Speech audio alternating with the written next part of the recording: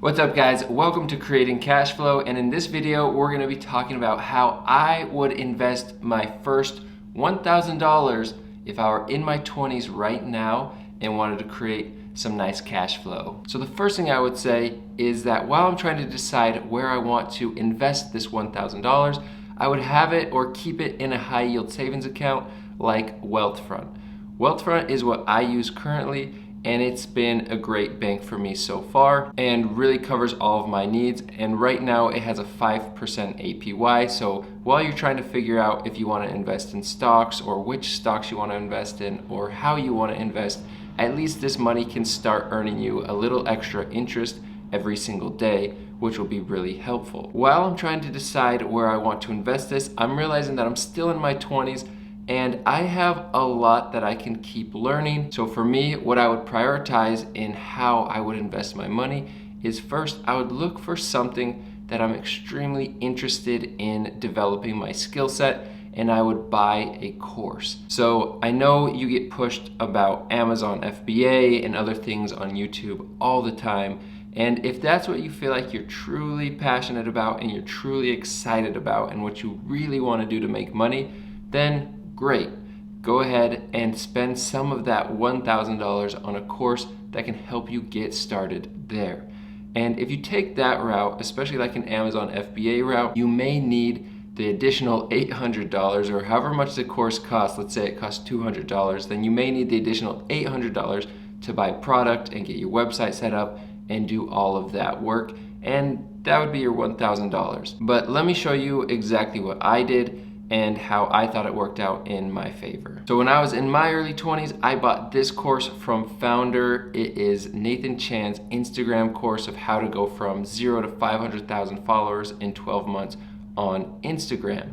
And at the time, I was really interested in learning about marketing and social media marketing because I wanted to learn how to grow my personal brand, but also help other brands grow. And back in the day, I actually don't know how much this course costs right now, but back in the day, I spent $500 on this course. And within just a few months, I was able to grow my personal Instagram to over 10,000 followers.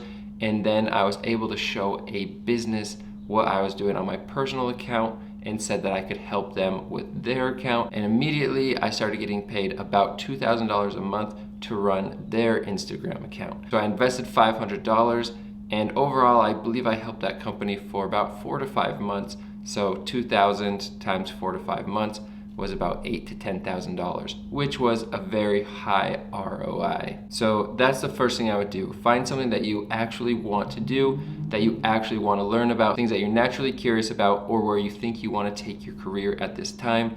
Find a course that is reputable, that you feel like you can find community, learn, grow, and come out the other side of the course with an added skill set or added benefit. Now, I know you may not have been watching this video to get more work, and you're more looking for, stocks or ETFs to invest in. So let's dive into that portion of the video. Also, just a quick note, I'm assuming that you don't already have an emergency fund of 3 to 6 months of living expenses, which is the overall goal. So rather than say put all of that money towards the emergency fund, that's pretty boring, and it's not realistic in terms of how you will probably spend your money, and it's not realistic on how I spent my money. So with the remaining money that I didn't spend on the course, I would put 20% of that towards an emergency fund. So I can continually chip away at building up my emergency fund to be prepared for a worst case scenario. Next, I would invest 50% of that money in high growth stocks. I'm talking Apple, Amazon, Alphabet stock, which is Google, and Meta or Facebook. Apple stock, if you look at it over the past 5 years, is up 271%. Amazon is up 100% over the past 5 years. Apple's up 134% over the past 5 years, and Meta stock is up 191% over the past 5 years. And you may be thinking, well, that's great over the past 5 years, but I'm too late to investing in these companies. The thing about it is these companies know how, they are money-making machines. These businesses know how to get your attention, and they know how to make money. And so 5 years ago, when I was investing in these companies, these charts looked the exact same. They were up 100%, up 200%.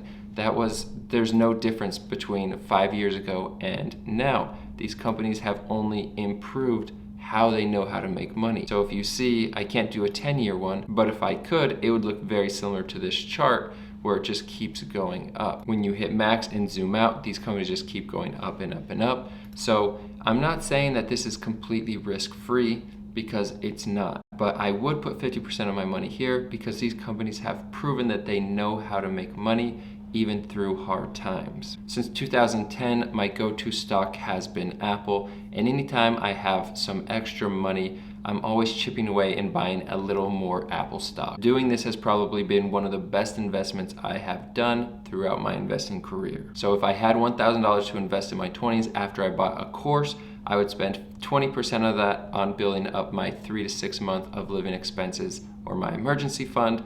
I'd spend 50% of that on a high growth stock.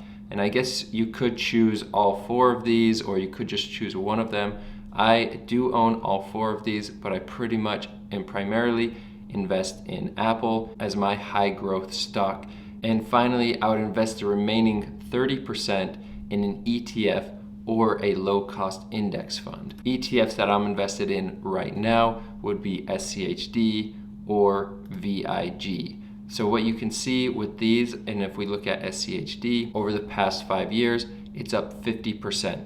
So it doesn't go up as much as a single stock like Apple, Meta, or Amazon, but it does continually go up. And this is a little bit of a safer play because an ETF is like a basket of stocks. And the cool part about dividend stocks that I didn't understand when I was in my 20s, they are trying to pay out dividends, which means not only are they growing, they try and pay out as much money as possible to the investors. Where a high growth stock like Apple isn't trying to pay out as much money as they can to investors. They're trying to put as much money as they can back into the business in hopes that the stock continues to grow higher and higher and higher.